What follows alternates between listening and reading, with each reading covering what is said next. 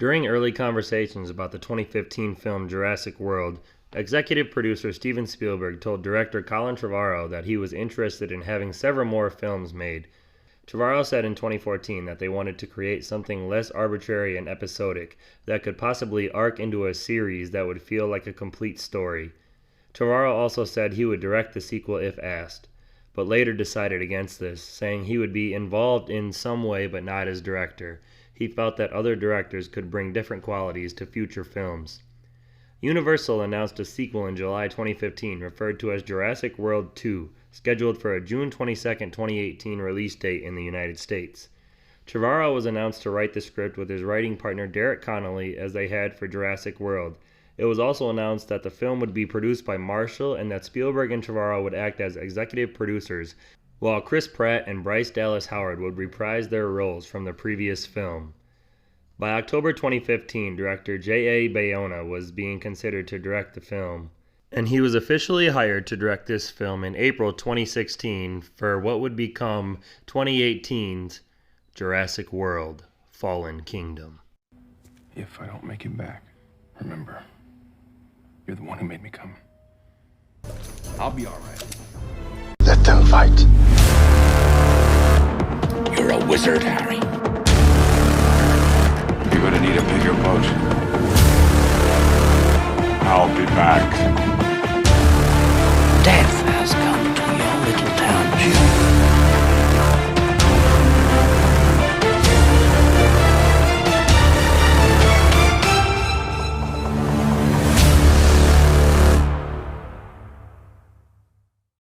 Hey everyone, welcome back for another episode of Chills and Thrills. Connor along with Chris as always.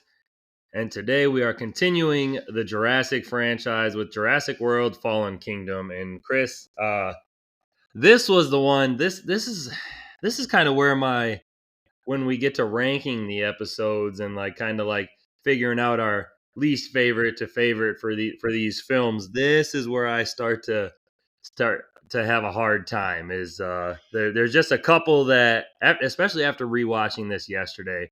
I was watching it with Carly, who I watched the first one with, and she'd only seen the first one, so she was getting ready to leave yesterday. She had to go home, do some things for work, and I was like, all right, well, I'm gonna pop this on.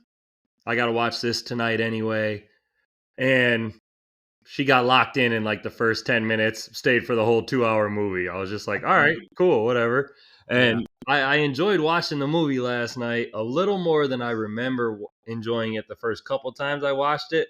So now it gets really hard for me. So I don't know how you felt on your rewatch, but I enjoyed it more this time than probably the first 2 times I watched it. Yeah, I'm in agreement with you that, if you take the first 4, I can very easily and simply and confidently rank those in the order that I have them and defend that and walk through that logically and say, yeah, this is where I feel on them. Park is the best, Jurassic World is second best, Lost World is after that, Jurassic Park 3 is the bottom. This one starts to get into that discussion of well, there's the Lost World and there's Jurassic Park 3 and there's this one, and it's different of them do different things better than the others, and each entry has things that are worse about them than the others. I remember when it first came out, I think I was generally leaning more positive, and it definitely has its highlights. Chris Pratt and Bryce Dallas Howard are always great. There's a lot of good moments in this one where they do long takes and long shots where the camera doesn't cut for a while, and they kind of, when they're in the gyrosphere, or there's this kind of long tracking shot of Owen when he's beating up some thugs and running through the sort of display room. There's a decent amount of gothic imagery that the director incorporates that I kind of like. It kind of, to as much of an extent as you can with a film like this that's sort of still PG-13 and made for all ages, they kind of push it into the spooks in the closet horror kind of realm a little bit, and I appreciate that. But on the rewatch, the sort of things that stuck out and were kind of annoying or kind of didn't work right, or that you kind of gloss over when you first watch it because you like the good things about it, were a lot more grating and a lot more annoying. There might be things in this movie that maybe some of the best moments or some of the favorite moments of this movie in general are perhaps a bit better than something like The Lost World, but there's also elements of it that are the lows are a little lower, and I think there's a few more things that are kind of annoying, and we'll get into that as we discuss it a bit. But I think I came off a little less enthusiastic this time than I had before. Okay, and I with some of like the cinematography and stuff, like it's hard to rank a lot of these films because like I look at the first two like the well, not technically the first two, but Jurassic Park and Jurassic World. It's like, okay, we're going back to the park. Like it's almost like a retread, but in Jurassic World, it's actually a functional park. And then in the Lost World, Jurassic Park, and then in Jurassic World: Fallen Kingdom, there's two different stories, but you're ending up in the same spot where they're taking dinosaurs off the island and trying to bring them back to civilization. So like I always look at like it's a different story, but it's a retread of some of the ideas. So Yeah, like that kind of knocks me down a bit. and when you and that's the thing. It's like you can do a little bit of that. No, you don't mind it so much when you're doing Jurassic World, kind of revamping from Jurassic Park, and it's at least enough of a spin on it that like the park is open, it's been running well, and then things go sour. With this, it's very much it's a much more deliberate retread of the general arc of the Lost World. Only, I think, Jurassic World isn't as good as Jurassic Park, but in the ways that it's different, it's almost as good. I think it's the second best in the franchise because of it. But I think that this one, upon this rewatch, I can definitely say that this, relative to the Lost World, there's a bigger gap in terms of being the second chapter that does the whole go to the island, take the dinosaurs back to the mainland kind of storyline. I think there's a larger gap in the way that the Lost World does it compared to the way that Fallen Kingdom does it. This has some highlight moments that are arguably better, but I think the lows are more frequent and they're worse. But we'll get into that as we go further into the discussion. Absolutely agree with you on that. I'll give you some background on Jurassic World: Fallen Kingdom so we can get into the highs and lows of this film. Jurassic World: Fallen Kingdom is a 2018 science fiction action film directed by J.A. Bayona and written by Derek Connolly and Colin Trevorrow. This is a sequel to Jurassic World from 2015 and is the second installment in the Jurassic World series and the fifth installment overall in the Jurassic Park franchise. Chris Pratt, Bryce Dallas Howard, B.D. Wong, and Jeff Goldblum reprised their roles from previous films in the series, with Toby Jones, Ted Levine, and Raph Spall joining the cast. The story follows Owen Grady and Claire Dearing as they return to the fictional Central American island of Isla Nublar to rescue the remaining dinosaurs from an impending volcanic eruption, only to discover a mercenary team's ulterior motives to bring them to the U.S. mainland. Filming for Jurassic World: Fallen Kingdom took place from February to July in 2017 in the United Kingdom and in Hawaii. Fallen Kingdom premiered in the Wezinck Center in Madrid on May 21, 2018, and was theatrically released in the United States on June 22nd by Universal Pictures. Fallen Kingdom is the second most expensive film ever made, and this film was the third highest grossing film of 2018 and the 12th highest grossing film of all time. It received mixed reviews from critics who generally praised the visuals, cinematography, music, and a darker tone, while others criticized the screenplay and felt the series had run its course. A sequel titled Jurassic World Dominion was released in June of 2022. So there's a little background on Fallen Kingdom. Yeah. And do we want to go into like overall positives, negatives, overall thoughts after we do the plot synopsis? We want to save that kind of open discussion for after that. We can jump into it now before we get into the trailer and whatnot, if you'd like. Yeah, sure. Well, I didn't know if we wanted to kind of do trailer, lay out the plot, and then we start talking into the nitty gritties of what we like and don't like about the plot.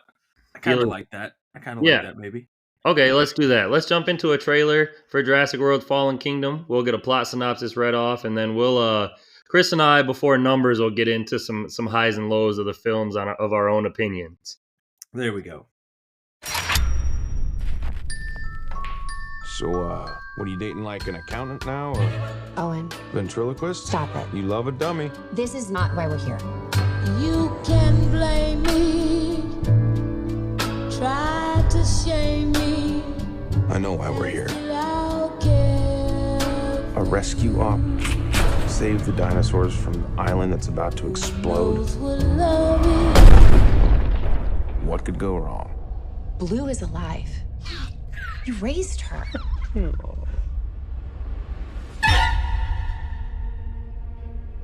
Do these animals deserve the same protections given to other species? Or should they just be left to die? These creatures were here before us. And if we're not careful, they're gonna be here after.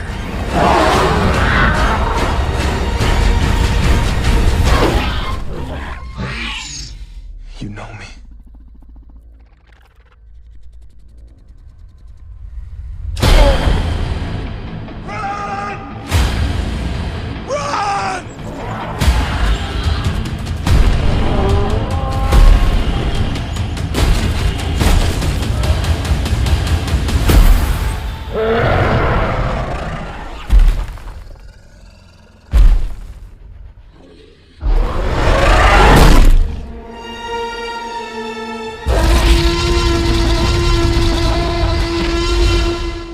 Life cannot be contained. Life breaks free. Life finds a way.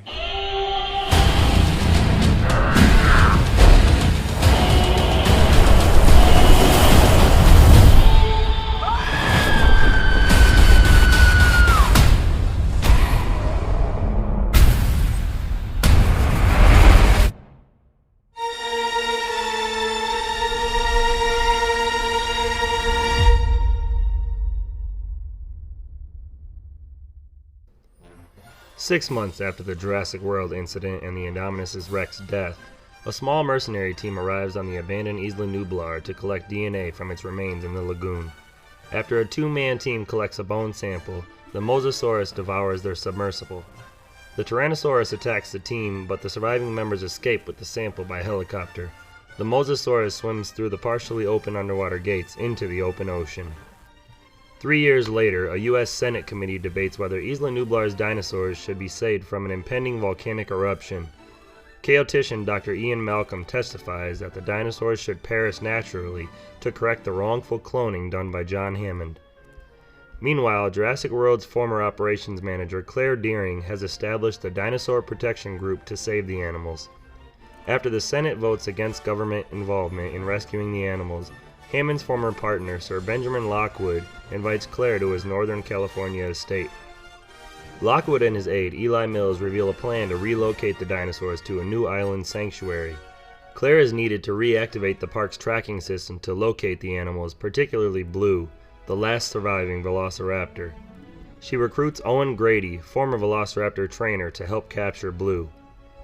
On Isla Nublar, Claire and former park technician Franklin Webb reactivate the online tracking system. Owen, paleo-veterinarian Zia Rodriguez, and mercenary team led by Ken Wheatley track and find Blue. The encounter escalates, resulting in Blue being shot and Wheatley tranquilizing Owen. Wheatley abandons Owen, Claire, and Franklin on the island while forcibly taking Zia hostage to treat Blue.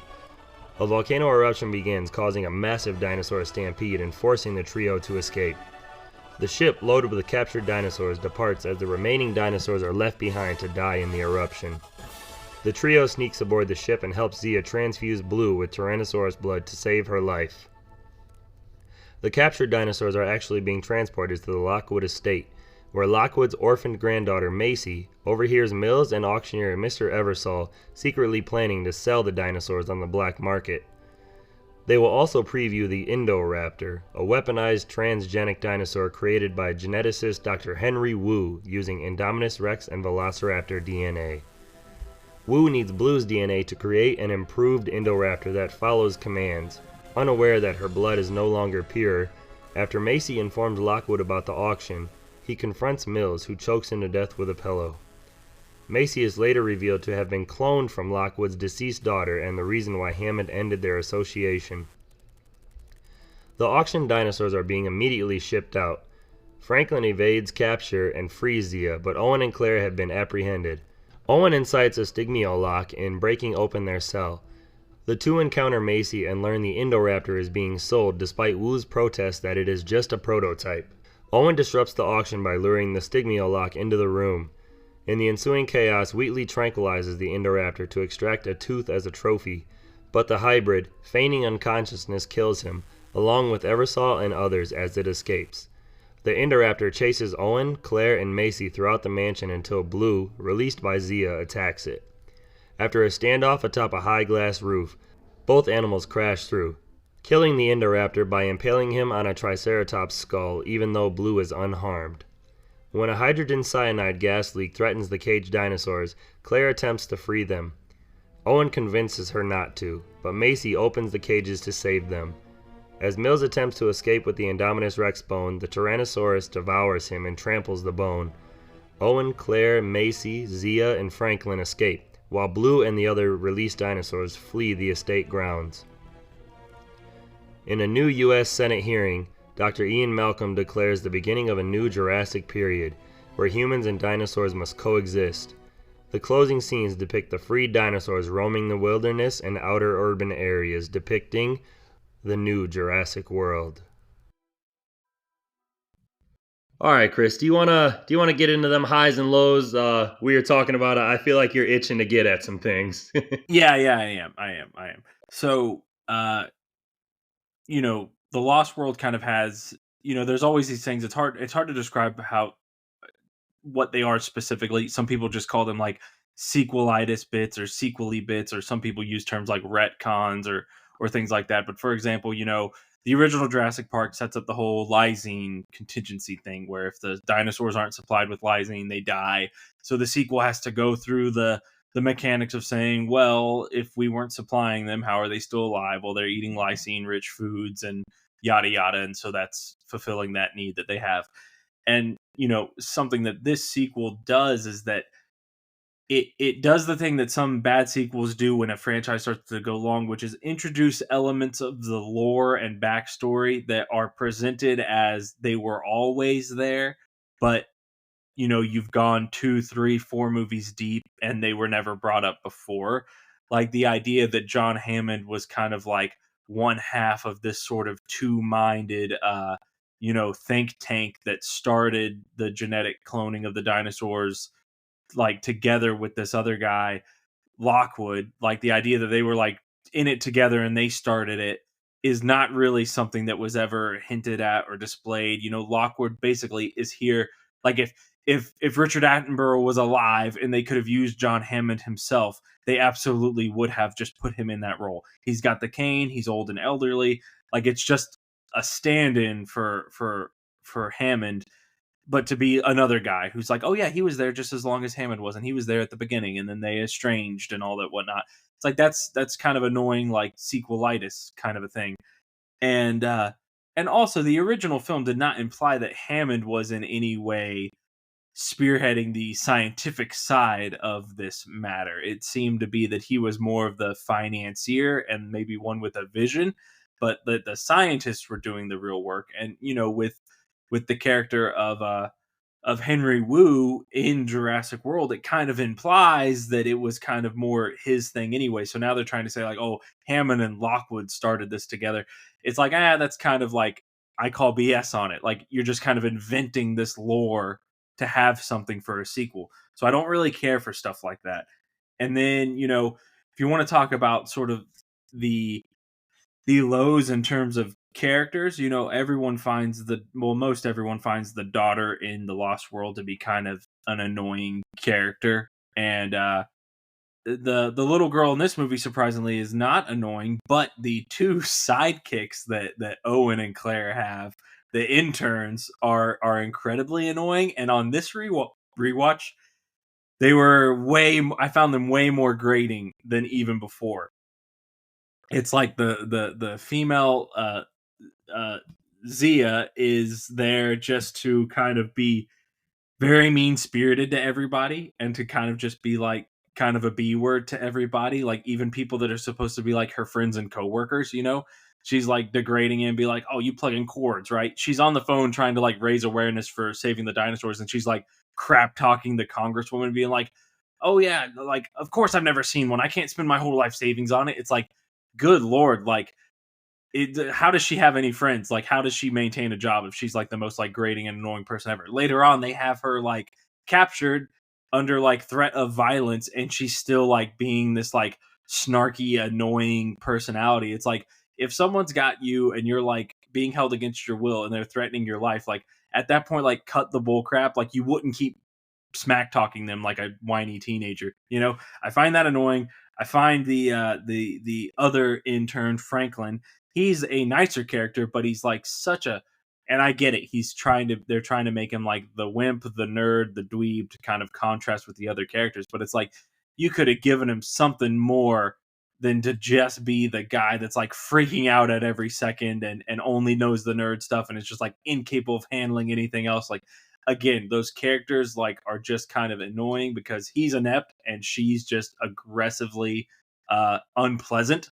And like when you have characters like that throughout the pretty much the whole movie, like that it just brings the movie down, you know. And it's like, oh gosh, so yeah, those lows of this movie are really what kind of, you know, puts it into contrast with the Lost World, which has issues, but not the kind of fundamental issues that this one has.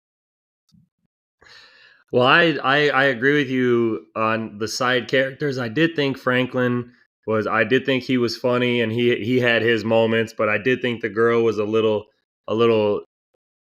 too prissy, a little too constantly throughout the film. Like she didn't, they're drawing guns on her and stuff, and she's pretty much like just being a smartass, almost like asking to get shot. When most people in that situation are gonna like shut their mouths and be like, "Okay, like I'm sorry, like my bad," like, and she just they didn't bring down the film for me that much, but they didn't help it all that much either, being the side characters that they were. But like the cinematography, the scenes with the dinosaurs, and like the CGI, I thought looked great in this. Like there's not a lot that brings this down for me. One thing that does is being at Lockwood Estate, the giant mansion house, and it's like I don't care how much money you have, you're not gonna have a house that has like a dinosaur skeleton museum in it and all these like cages in like a third level underneath your house that are gonna hold the dinosaurs after you bring them to the states. And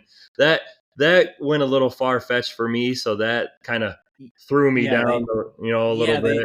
they tried to position it as if it was like, oh, it's an estate and he's rich to kind of like have the facade earlier, but like it's also secretly like a whole complex for creating and housing dinosaurs. You know, like they just throw in lines like, "This is where it all started in the basement." It's like, why would like if that's where they just started in a lab doing genetic stuff?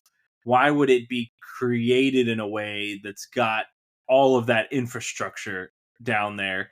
And if they added that later, well, wouldn't that estate have had to have been pretty much like torn down and rebuilt, like hugely renovated? Like if I'm gonna build a bunker underneath my house can't be there while we're doing that. You know, like I'm no freaking architectural expert, but like, like it just doesn't seem like the logic follows there. And I agree with that. You mentioned the cinematography, and I want to bring up the aspect ratio. I know this is like a very technical thing, but the first three Jurassic Park movies had a 1.85 to 1 aspect ratio. That means when you watch it on your 16:9 TV, there are no black bars at the top and bottom of the screen. The image fills the full screen. Steven Spielberg chose that aspect ratio on the original movie because dinosaurs are taller, so the framing is different. There's a video essay on YouTube that talks about the different aspect ratios of these movies. On Jurassic World, Colin Trevorrow went for a little bit of a wider aspect ratio, something it's like 2.2 to 1 or something like that, or 2.0 to 1 so you'll have tiny bars on the top and bottom of your 16 by 9 TV, but it's still kind of a little taller than it's still fairly tall. This film, the director didn't have any consideration for that, and he films it 2.35 to 1, which means it's pretty much the largest bars that you will ever have on the top and bottom of your screen when you watch a movie. And it's one of those things where it's like you don't notice, but it's there and you do notice it. And yes, it changes the way every frame is done. And so, a shot in the original movie where they're looking up at the Brachiosaurus and the camera's behind them, underneath them, versus a shot in this movie that's like the same shot, but you have two different aspect ratios. Something feels off about the way it's framed in this movie. And no one's ever going to consciously know this, but when you look at the two frames side by side, which some of the YouTube videos do, you see, like, yeah, in the original movie, it's a better shot composition because they're using a different aspect ratio that shows more of the dinosaur in the frame, and it all just works better. And then you apply that subconsciously across the whole movie, and it's like, yeah, you don't get the right feeling of it. This should have had an aspect ratio that at least matched Jurassic World. Like, switching up the aspect ratios is kind of nonsense. Like, that's a little thing, but again, it's another thing. Like, this movie just kind of does its thing the way it wants to do it. This is the only one with like an animated title card that's got like Jurassic World, Fallen Kingdom, and the lava flow and all that stuff. Like, none of the other movies have title cards like that. It's just, this one breaks away from the style in so many ways that it feels oddly out in different ways, and that's a little annoying as well. I will say I did think the title card was, like, even though it was different, I thought it was creative and cool. But I'm never gonna fight against not having any black bars and having like the correct like ratio on the TV so that it takes up the full screen, and the picture is your entire screen. Yeah, we want to use our whole displays. I'm sorry, I'm a 16 by 9 supremacist. And you're gonna hear him rant about it when movies do it wrong. every single time. I get it. Like, why? Like, the difference that you're getting between that extra wide image versus the cost, if you will, of getting the black bars onto your screen. It's like, it's not worth it. You're not getting that much more of an epic frame by making it that much wider to where everyone has to watch it with bars on their screen, versus if you just shoot it 16 by 9. 16 by 9 is still a rectangle. It's still a wide screen image. You can still get an epic shot of an army. It's not dramatically different if you go with that wider shot. And the version that allows everyone to not have bars on their screen is always going to be the better choice, in my opinion. I always used to say, I don't know if this was back in the DVD or Blu-ray, or if I have a 70-inch TV, I want to watch my movie on 70 inches, not 62 inches or whatever it may be. Indeed. And I'll be the first one to say that in like the DVD era where there was full screen and widescreen, I always went with the widescreen because the full screen is cropping the image and blowing it up to fit your screen and not have bars on it, or zooming into the image, however you want to describe that. So you would lose picture quality and you'd lose part of the frame. But what I'm advocating for is to, in the 16 by 9 days of filming 16 by 9, so that you're not cropping it to get rid of the bars or zooming in to get rid of the bars. You're just filming an image that doesn't have the bars. Almost all TV shows in the HD era film 16 by 9. Pretty much any anime you watch which is TV content, of course, is 16 by 9. Most streaming things are 16 by 9s, and a lot of movies are shot that way, or 1.78 or 1.85, which is basically equivalent to 16 by 9. So, like, the idea that there are still some weird holdouts that are like, no, we're going to shoot to where we get the bars. We're going to shoot to where we have the bars on the screen, is just weird to me. It feels at this point that it's not being done for artistic vision, and it's just being done out of like an arbitrary decision to just, this is the widescreen image, so we're going to shoot on the widest screen image possible. Rant over. Other than that, I have the Lockwood estate and the side characters. That's about all I really have to complain about for this film. Chris said his piece, so why don't we hop on over to some numbers for Jurassic World: Fallen Kingdom? Sounds good. All right, so I did mention about the budget that this film had the second most expensive budget ever made. So this film was made on a budget of $432 million, and it grossed over 1.3 billion worldwide, making it the third Jurassic film to pass the $1 billion mark. So Chris, what are our inflation numbers for those two? Yeah, and for everyone that's like that budget sounds way too high, that apparently upon like all of the reveals of the data and the full disclosures and everything, that apparently is the budget for this movie. Uh like multiple sites reported on it. It sounds very heavy. And it's one of those things where it's either this is some kind of weird tax break thing that they're not disclosing, or like this is like marketing wrapped up into it, or some other kind of thing, or the budgets of many other blockbusters are all probably 50 to 100 million higher than whatever gets officially reported. Either way, like that 432 is apparently the legit number. And that would be nowadays, we're only a few years removed. So that would be like about a 550 million budget now. And that 1.3 billion box office return would be about 1.67 billion now. We're not many years removed from 2018. There's not that much inflation that has gone on, but still a little bit. And evidently for whatever they spent on these films or that film, the profits and proceeds and revenues all made it worth it, because they didn't cancel the franchise. They still went with another entry. So clearly, however they measure it and whatever they measure, it's still a very lucrative IP for them. They're not only made a third one, but they're making a fourth one. So, this wasn't like, oh, they spent $500 million and then there was no way for it to be profitable and it buried the franchise. It's like, well, clearly it did well enough for them.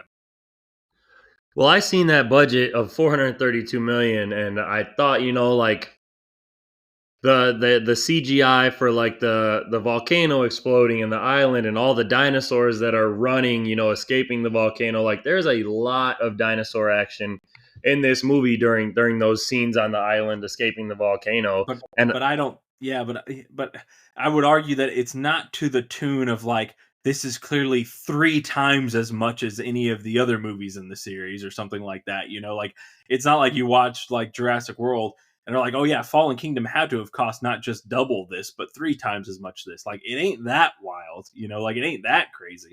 Yeah, that's true. I mean, that was the only kind of justice I could think for it being so high. But I don't, other than that, a lot of dinosaur action. I don't. Yeah, and I like I said, I don't know if it's a thing of like a lot of movies aren't properly disclosing what the real expenditures were, or if that was a sort of marketing included pre-tax breaks, or if there was some kind of like big behind the scenes thing that caused everything to go crazy with scheduling or budget or finishing the film, or who knows what. Like maybe there's maybe there's many multiple stories of exactly how things kind of skyrocketed on this one that we don't really know. It's hard to tell. Yeah, I'm not sure. I know I have some stuff in fun facts that'll after I finish off numbers that might help explain some of that big budget, but not like you said, not triple the last film. So I guess we'll have to see. Continuing on with some more numbers here, Jurassic World: Fallen Kingdom is rated a 6.1 out of 10 on IMDb. It has a 47% rating on Rotten Tomatoes, a 51% rating on Metacritic, and 81% of our Google users liked this film. Yeah, see, that's the nice and bad thing about Google is they kind of sometimes just seem to like anything. Just like it's sometimes it's like, well, how valuable is a 90% from Google if like it seems like the lowest you ever gets like 75, like. But the IMDb and that kind of 6 something seems fair. I wouldn't say this is an F movie out of like an A, B, C, D grade. Saying it's like an F or a D is like that's one of those things where it's like, because the standard and of expectation is so high that when something when an entry is a bit of a letdown, there's like an even stronger reaction. Like, if it's like one of the best movies ever and it gets a sequel and that sequel's kind of disappointing, it hurts more than if you just see a random movie that's not very good.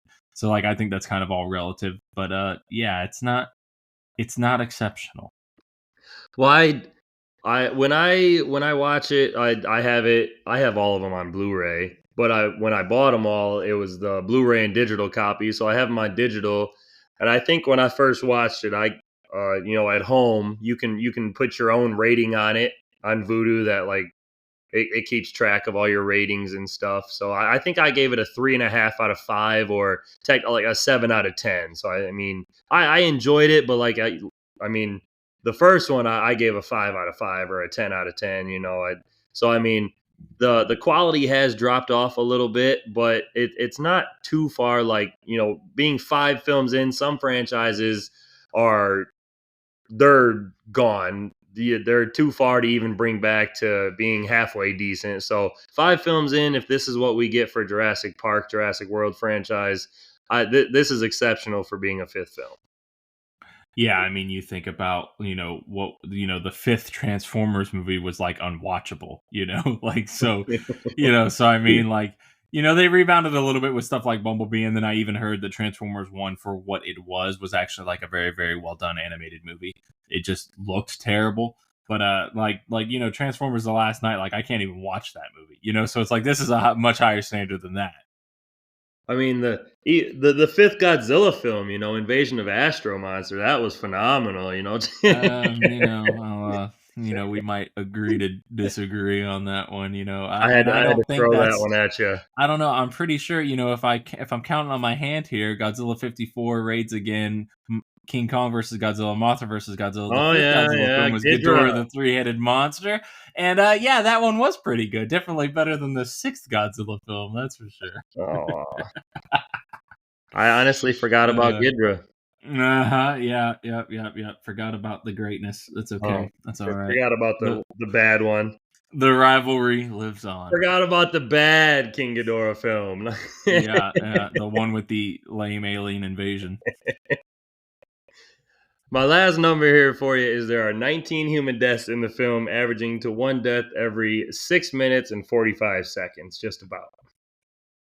Seems about right. So that is all I have for you on numbers. My first fun fact here might explain a little bit of the budget, because I'm sure these aren't cheap, but there were 5 animatronic dinosaurs that were created for this movie, unlike the 2015 Jurassic World, which only featured 1. More animatronics were used due to the many various and closer interactions actors had with the dinosaurs, including one scene when Bryce Dallas Howard rode atop the sedated T-Rex. Yeah, I was a fan that they had more of the animatronics in here, but again, like, there's no way that 4 animatronics or 5 animatronics is costing like $200 million. There's there are things that, like, sure, they're doing more differently than the last one, but it's not like making an animatronic puppet, which these things have been made for decades, is somehow now like a $50 million endeavor. It's one of those things where it's like, it's just hard to see where all the money went, but whatever. I did like that there were more animatronics in this movie, though. Yeah, absolutely. I love getting because some people aren't going to be able to tell animatronic and CGI and stuff like that. But if you have the eye for it, like, you can see what scenes are. Sometimes I can't. Most of the time I can. But I will always welcome animatronics in films like this, or creature feature films, snakes, sharks, crocodiles, dinosaurs, things like that. I've always been a fan more of the animatronic, for sure. Yeah, it's always nice to see. Screenwriter Colin Trevorrow said about Rexy, "We've been following this same character since the beginning. She's the same T-Rex that was in Jurassic Park in 93 and in Jurassic World from 2015. She is iconic, not just because she's a T-Rex, but because she's the T-Rex." Indeed. That is very, very well said. And I will always welcome Rexy back as well. It is always nice to see her, even as well as other T-Rexes in these films. I love seeing the new dinosaurs and stuff they cooked up in the lab, as such as the Indominus and the Indoraptor. But going back to the mainstay of the franchise is always welcome. Yeah, it never hurts. My next one for you here is, at around 5 minutes into the film, the scene in which a helicopter escape attempt from the island is nearly thwarted by the T-Rex grabbing onto the ladder of the helicopter, was originally how the creators intended for the characters to escape Isla Nublar in the original Jurassic Park in '93. Oh, very nice. Yeah, it's a good moment where you think they're barely getting out, and then the mosasaurus jumps up and grabs them. That's a nice little. It's a good like cold open, as they say. Yeah, absolutely. Bryce Dallas Howard wasted no time assuring the fans she'd be wearing sensible shoes in this one. The camera even focuses on her feet for a moment to show that she's wearing a good pair of boots. Claire also has a more action girl appropriate hairstyle as her hairdo from Jurassic World. So all the complaints that the fans made about her looks and her shoes and stuff, they might have paid off a little bit. Well, and look, in the first one, she starts her day off just doing her operations in Jurassic World, and then she's thrust into the wild. So naturally, she's not going to go barefoot. She's going to be, dressed for one occasion, and then she's thrust into the other occasion. In this one, they all know they're going to the island, so they're all going to be wearing their proper, island attire that would be best fit for that. She's not going to pick high heels to go to rescue the dinosaurs from the island.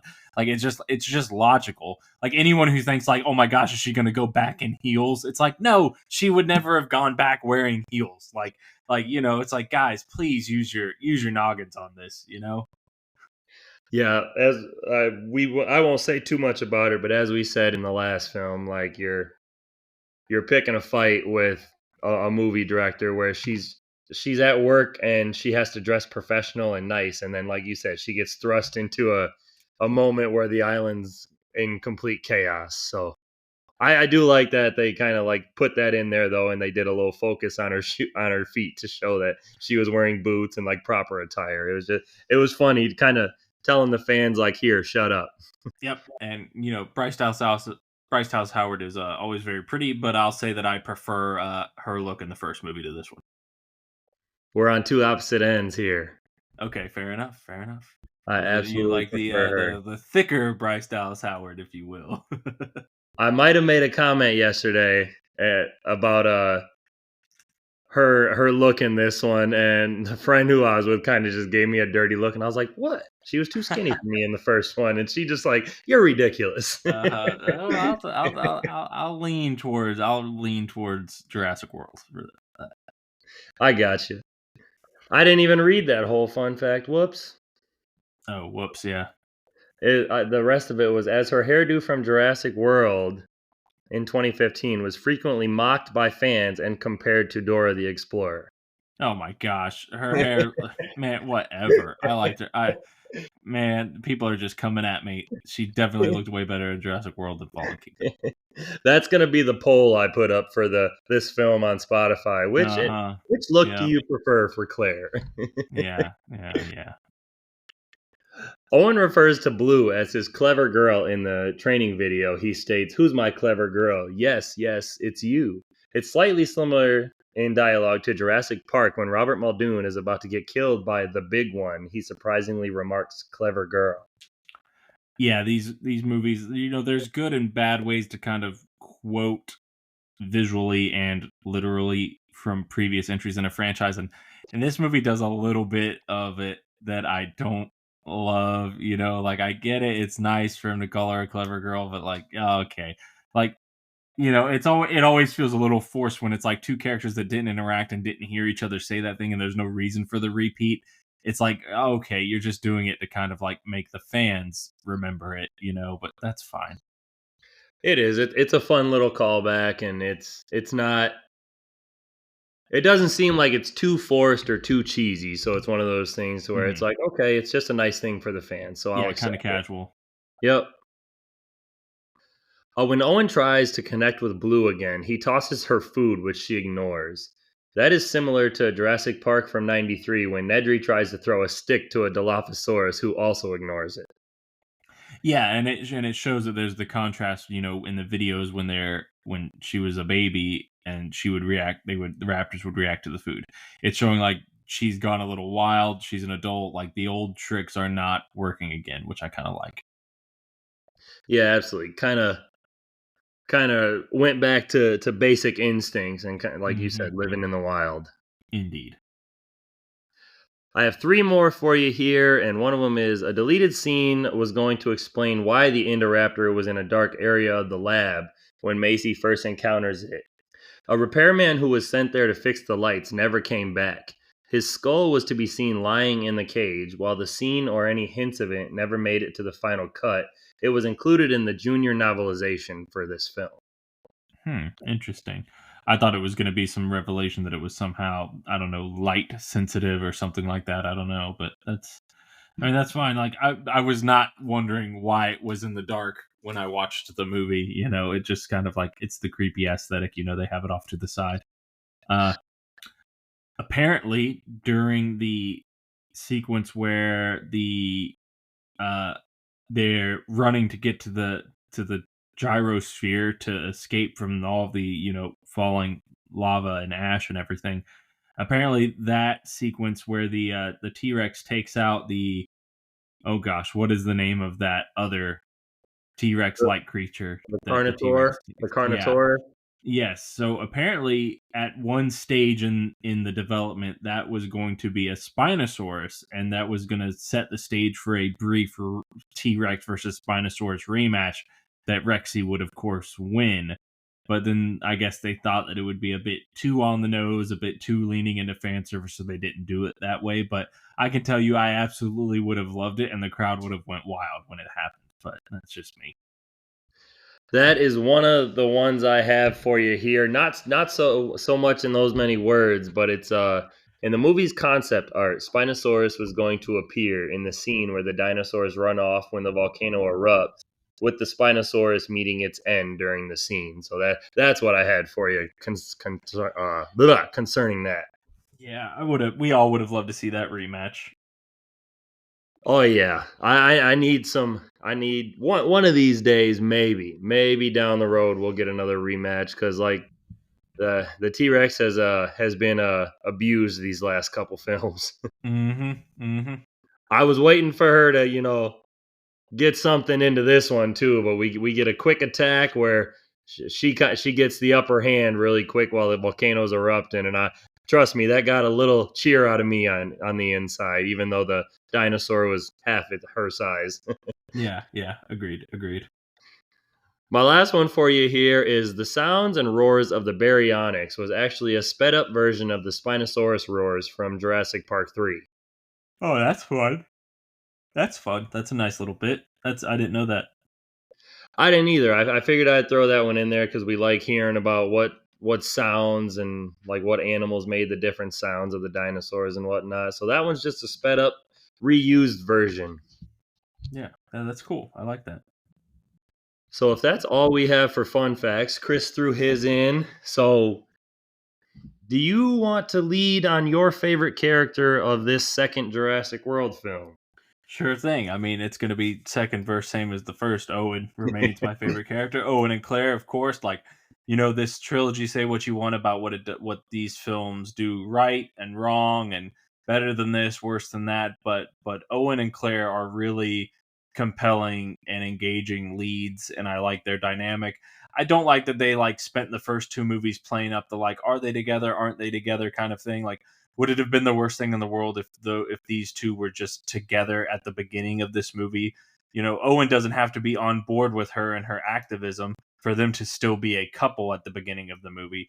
And then they end up a couple again at the end of the movie anyway. So why have this thing where it's they broke up between movies just to spend another movie of them getting back together? It just feels kind of redundant when it's you could have just had them be together, and when you look at the arc of the trilogy, it's why would you have had them broken up for a period in the middle of it at all anyhow? So, but outside of that, they're great leads, they're great characters, great performances. So yeah.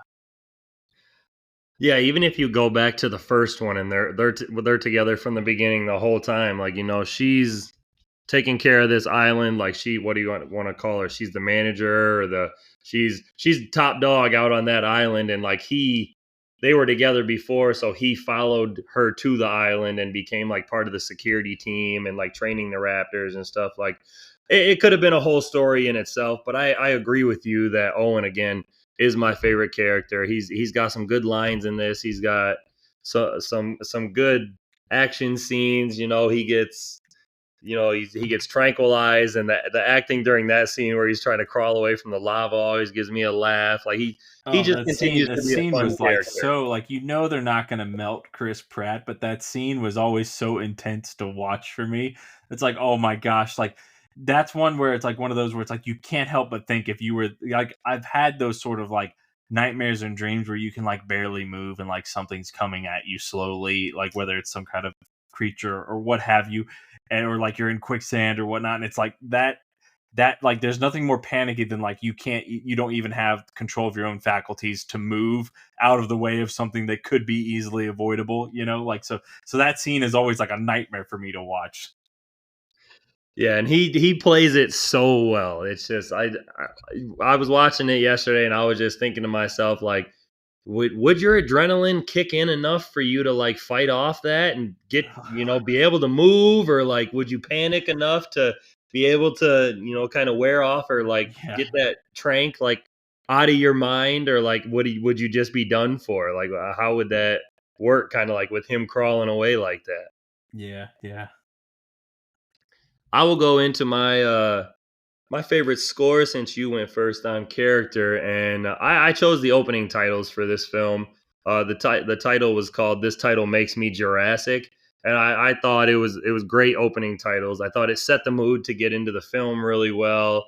And as always, later on in the film, we get like their own rendition of like the Jurassic Park theme and stuff like that. So I like the whole score and all, but I ended up going with the opening titles for this one because it kind of made me think that like it was a little bit different of a sound, so it made me think that we were going into a different direction during the Mm. film. So I like that one.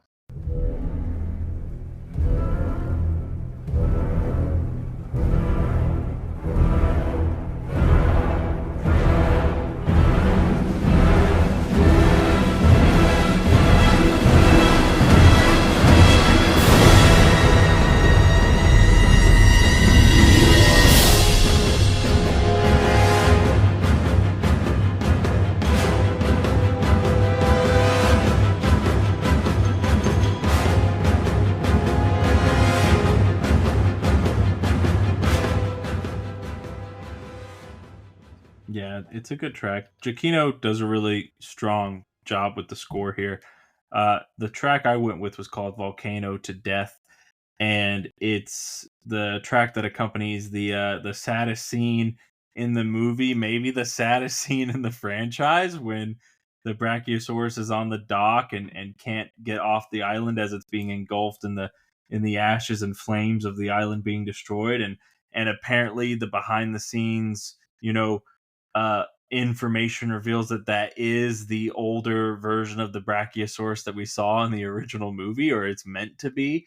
And so then that like just makes it like even that just makes it like even more sad, and animals sort of like in distress and dying and what and, it always gets to me because it's like they can't comprehend what's going on. Like it just wants to escape and it's got no escape.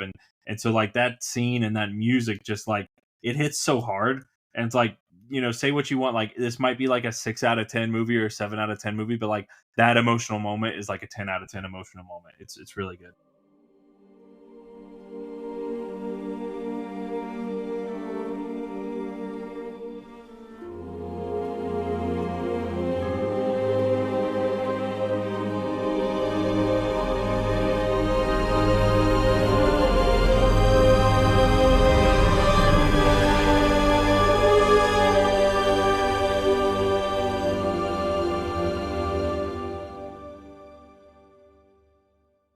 That was one of the scenes I was going to bring up a little later. So I'm glad you mentioned it right there, because that if you that doesn't you might not cry or shed a tear during that, but if that scene doesn't make you feel bad for the dinosaur a little bit, you probably don't have a heart.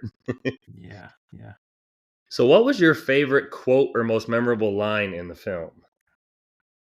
There's a couple. There's none that kind of like hit as hard as some of the lines as the first Jurassic World. But my favorite comedic line is from Owen when he says, "If I don't make it back, remember that you're the one that made me come here." And I like that because almost all the times that line is usually like, if I don't make it back, come looking for me, or if I don't make it back, just leave. It's always something kind of like somber. And I like that he kind of puts it bluntly, like, if I don't make it back, like, remember, it's your fault, like you convinced me to come here. Like I kind of like the way that he delivers that. Um there's a line that says, this evening we will preview a new asset that we've been developing, a creature of the future made from pieces of the past. And it feels like that is what movies like the Jurassic World movies end up feeling like, because they're very nostalgic. So it always feels like these are new movies made with pieces of the old movies, pieces from the past. So it's kind of like this meta bit of dialogue. You have Lockwood quoting Hammond saying these creatures don't need our protection, they need our absence. And that's one of those things I wanted to highlight as kind of like a low point. Like, they're literally quoting good lines of dialogue from better movies to try and add value to themselves. And it's like that kind of like leans into a little bit of like what I, dislike about this movie in particular. I can agree with that there. One of the lines I was gonna mention was the one from Chris Pratt where he tells her, exactly what you said. If I don't make it back, remember, you're the one that made me come. But then he gives her a little wink and he's like, I'll be fine. That Mhm. line I did like that especially. And there were a couple, of course, comedic lines, as there always are in these. Like, they're trying to save Blue, and after she's been shot, and they're like, Franklin, come hold this, and the blood gets in his face, and he's like, is it in my mouth? It's in my mouth, isn't it? Is it in my mouth? Like, that gave me a laugh last night while I was watching it. Yeah, which wouldn't what couldn't you feel if it got in your mouth or not? That was always a weird one to me. Like, wouldn't Oh, you be you able would to definitely tell? taste it. Like, wouldn't you be able to tell? Like, is he not trying to I don't know. Maybe he was trying to tell his brain, like, Yeah, it's I not, like the intention of the joke, but maybe something like, is it all over my face, or is it a lot, or something would have been a little better, because I don't know. he's got a couple funny ones. It's the T-Rex. Is it the T-Rex? It's the T-Rex. I know it's a T-Rex. Like, he's such a panicky character in this film. Like, he's scared of flying. He's scared of the Yeah, dinosaurs. Yeah, I do like how they're like, oh, flying's safer. Like, statistically, you're more likely to die or whatever when you go horseback riding or something. He's like, no, because I would never get on a horse. My chances are zero. It's like, I do like that. It's like, yeah, it's like, if it's like saying like, oh, skydiving's fine. Like, statistically, like, there's not a lot of accidents. It's like, well, my chances of getting hurt skydiving are zero because I would never go skydiving to begin with. It's like one of those things. It's like, I did like that bit of dialogue. He has his moments, but they do make him just kind of annoying and cringy throughout a lot of the movie.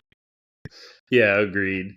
The one I ended up going with, though, was one of our original characters that we brought back, was Ian at the end, Ian Malcolm. And it was just, he has a speech kind of like goes throughout the film, little parts. And I chose the last one as the dinosaurs and the Mosasaurus and they all kind of are set free by Macy at the end. And he says, humans and dinosaurs are now going to be forced to coexist. These creatures were here before us, and if we're not careful, they're going to be here after. We're going to have to adjust to new threats that we can't imagine. We've entered a new era. Welcome to Jurassic World. And I just thought him delivering that line at the end of this film, I thought that was phenomenal, and it's literally setting up the next film. Like, the dinosaurs are out, we have to coexist with them. So welcome to Jurassic World, and it also is fun because it just happens to be the title of these films. So I went with that one. Yeah, I did like that they fed Ian Malcolm back into the movie. There's one line of dialogue that I'm going to defend that a lot of people have issues with, is when Maisie frees the dinosaurs at the end. She's like, I had to, they're alive like me. And people make a lot of jokes about that. But I think what they don't understand is that she finds out a little earlier in the movie that she's a clone of her mother, that she's not actually someone that was born, that she's a clone, just like how the dinosaurs are clones. So when she frees them because she says they're alive like me, she doesn't mean like I'm alive and they should be allowed to live. Like, she's like thinking of it like I'm a clone and they're a clone, and like like I'm still a person and they're still, like they're still life as well, even though they're clones like me. Like, she's having this moment of like, me and the dinosaurs are alike in more ways than one kind of a thing. And so that's why like she impulsively spares them. And also, it's like, the adults in the room did not choose to do that. The adults in the room are rational enough to know that the dinosaurs should not be freed, but she's a child and she makes the impulsive decision to free them because she's not thinking about the consequences of her actions. So I just wanted to defend that line of dialogue on that little sequence in the movie, because everyone always talks crap about, like, they let the dinosaurs go and that's so stupid. It's like, well, they didn't actively do that. That wasn't anything that any of the rational adults wanted to do. Yeah, I 100% agree with you. I've heard people complain about that or seen comments and stuff in all the Facebook groups and stuff I'm in for movies, because again, nerd. But yeah, I agree with you. I didn't have a problem with it. She knows what she is. She knows what the dinosaurs are, and like Chris Pratt said, he's like, if you push that button, like, there's no going back. And Claire realizes, what she's about to do and stops doing it, and it happens anyway. And of course, that sets up the next film. So I don't have a problem with that whatsoever. And I like, that they let her kind of be the one to push the button and then deliver that line. And Yeah, I don't have a problem. If Claire had done it, it would have been a pretty dubious thing. Like, come on now, like, you're smarter than this. Like, I like that they made it something that she did when no one was paying attention. Yeah, I agree. I agree. So you went for quote. I'll go for my favorite scene, and I did. I chose. I have two. I have an A and a B, like always. But my hands down favorite was the volcano explosion escape scene. I just thought it was beautifully directed. I thought the island and like the visuals of the dinosaurs running and the volcano exploding. I thought that was phenomenal. Being able to see all the different dinosaurs running away, and then like being caught afterwards, and like them.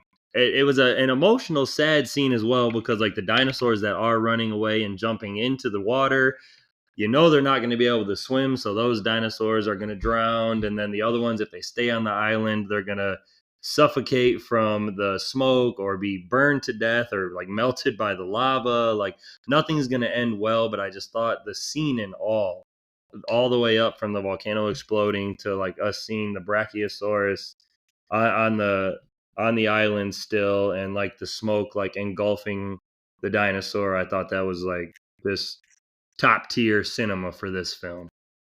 Yeah, that was my favorite sequence in the movie as well. I was going to say the destruction of in my notes I put the destruction of Isla Sorna, but I'm jumbled up because I believe this one is still Isla Nublar, because it's the original island that they rebuild and then has gone into disarray again. But the destruction of the island is like, again, the whole sequence. It's kind of a cheat to say like the whole sequence because it's a number of scenes, but from the eruption of the volcano to the death of the Brachiosaurus is very much like that's the peak of the movie. When they're in the gyrosphere underwater and like they keep the camera going for like a really long time, one long uninterrupted shot, that like the water leaking in, like that's a great sequence of tension. Like I love that.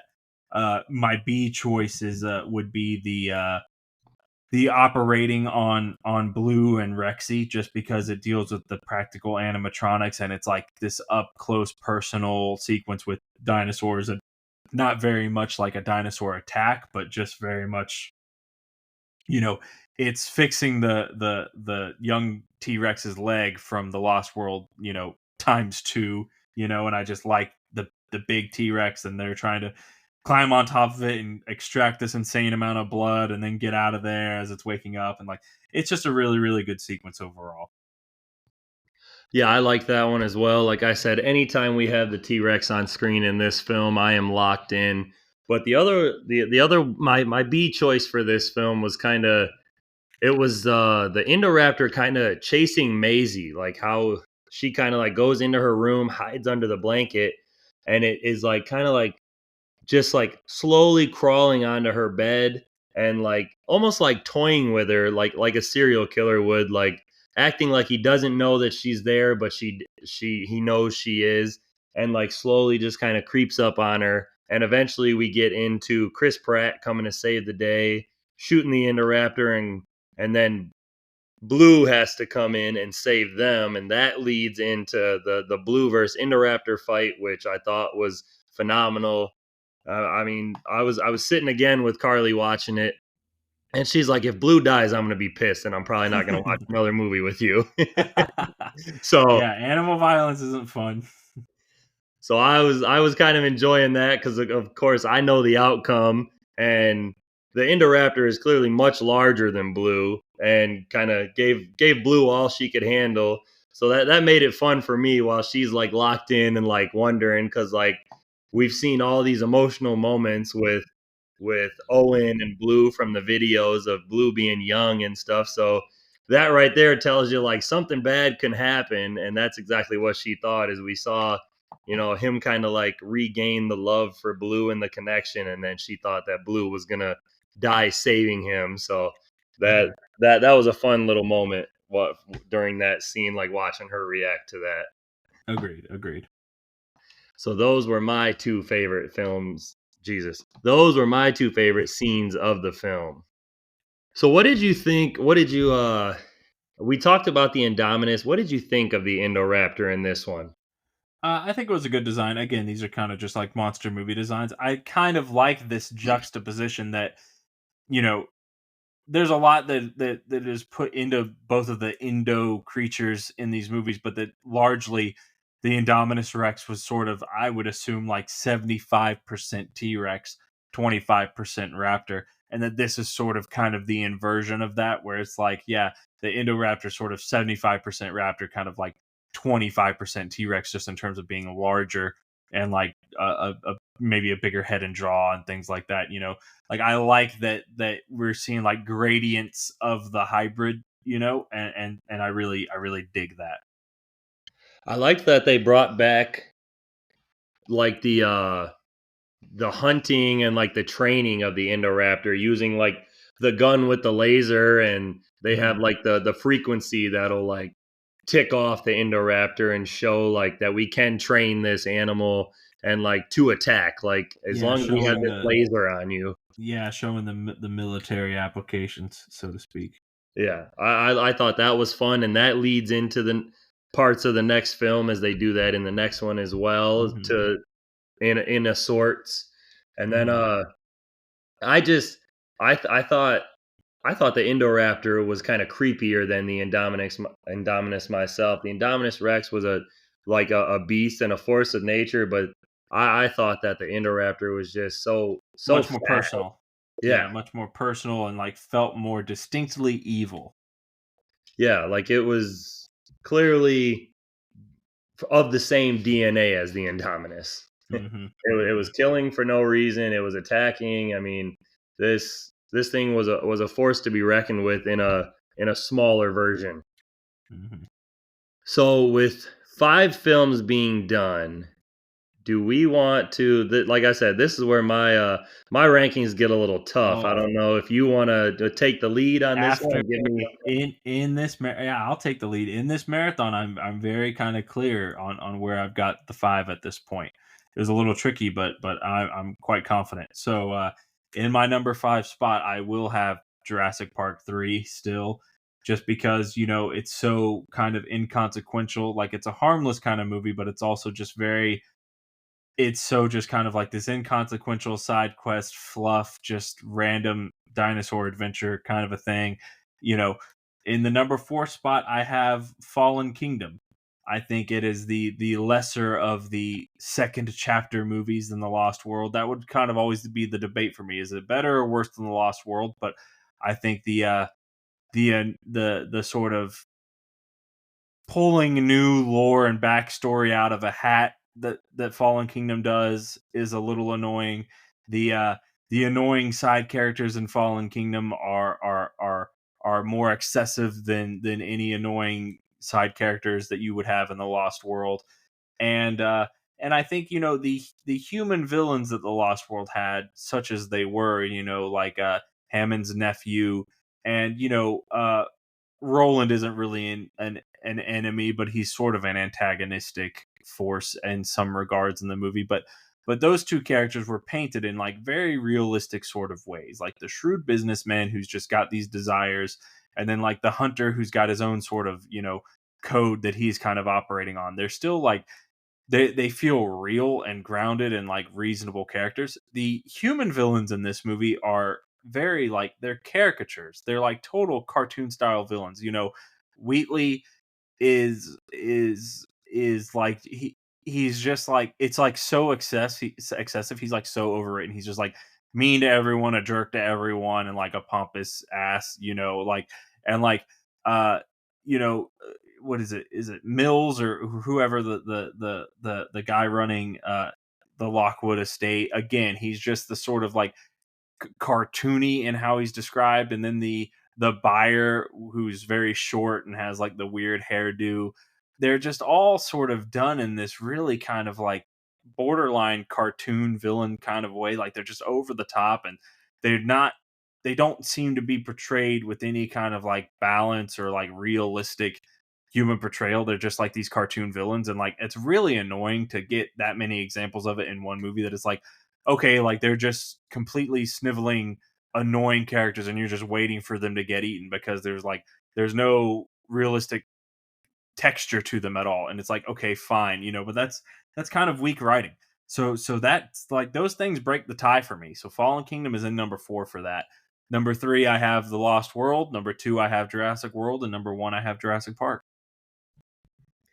Well, I guess we're not so different after all, because that's exactly what I have my list as. It's hard because I like all these films, and like rewatching the Jurassic World trilogy that we had before the Jurassic World Rebirth comes out.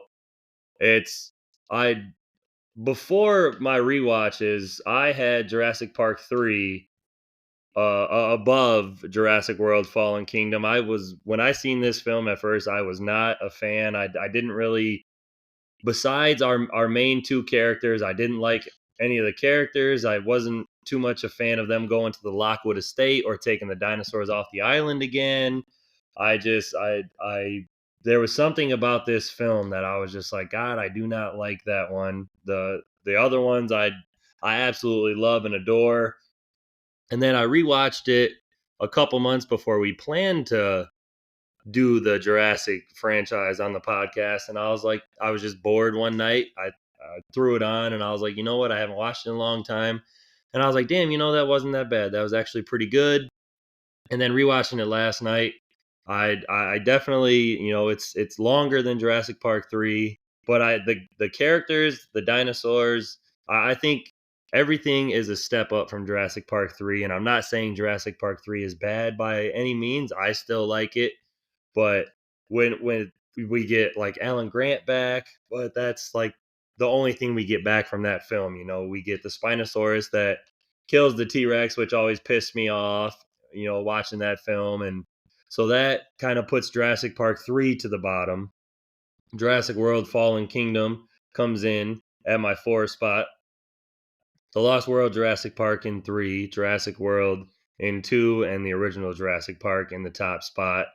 And I mean, like I said, it's just I don't know what it was about this film when I first watched it, but on the rewatches, I definitely liked it a lot more. So I'm glad we are doing these, and I'm glad that I took a chance to rewatch these before we recorded the episode, like before my rewatch for the episode, because otherwise this was definitely in my bottom spot originally. Yeah, and now we will see where Dominion lands in the pantheon of the Jurassic films. Oh, what's that? You didn't the listeners didn't know we were going to do Jurassic World Dominion next week? Oh, no. Oh, no, we're saving it for next year, right? Yeah, that's what I thought. Yeah, we're going to wait until the next Jurassic World movie drops in 3 or 4 years, and then we're going to do the Rebirth and Dominion. Keep people in suspense. Well, spoiler alert, we'll be back next week for Jurassic World Dominion. Yes. As we've said, Jurassic World Fallen Kingdom did have a sequel in Jurassic World Dominion, released June 10th, 2022. So we will be looking at that on our next episode. I think Chris and I, anything that has been released more recently than if it's not at least 5 years old, we probably won't be doing an inflation calculator unless him and I talk about it, because this one being 7, it kind of pushed it a little bit, but it was still like $100 million more for the budget and stuff. So we might have to see, depending on what the budget and box office are for upcoming films. Yeah, indeed. I mean, and even if we include it, it's just simply not going to be very different. Yeah, and depending on prices in the near future. Yeah, exactly. So I got to see that one. I got to see Dominion in theaters. I had this weird thing where in theaters I don't know how I feel about the movie, and it takes me like I wait till it comes out on like Blu-ray, 4K, whatever, and I watch it again, and then I kind of see where it sits with me. If I see the movie just once in theaters, it there's too much to kind of grasp a hold of. So my first time in theaters, I wasn't sure about this, but since then I know where I stand on it, and I'll save that for the episode. But it's you might be surprised. Yeah, I just know that I was not compelled to see it a second time in theaters, which is a first for these Jurassic movies. I mean, I guess I only saw The Lost World once when I was a kid, but that barely counts. But I have not. I've seen bits and pieces because my buddy will throw on scenes or sequences. They dropped the extended version on home market, and then my other buddy will show this scene or sequence. But I've not ever sat and watched the entire thing a second time through. I mean, maybe I saw it twice in theaters. Maybe, I'm even kind of doubting myself now. But but I also was a manager at a theater at the time, so maybe I was just seeing, making the rounds. I just saw sequences and parts of it multiple times because of being a manager at the theater at the time.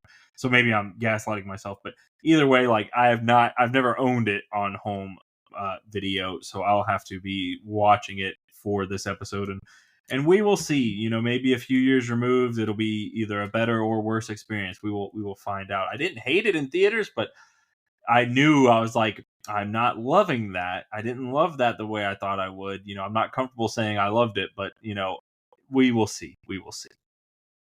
Absolutely, we will. So before we get out of here, Chris, I'll thank you for joining me on another Jurassic World film as we continue with Jurassic World Dominion next week. So thank you as always.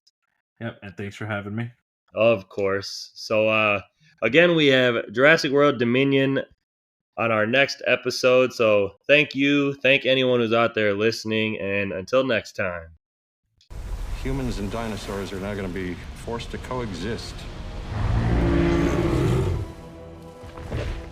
These creatures were here before us. And if we're not careful, they're going to be here after.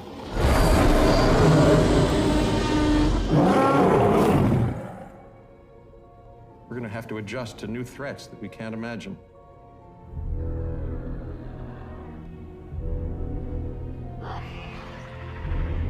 We've entered a new era. Welcome to Jurassic World.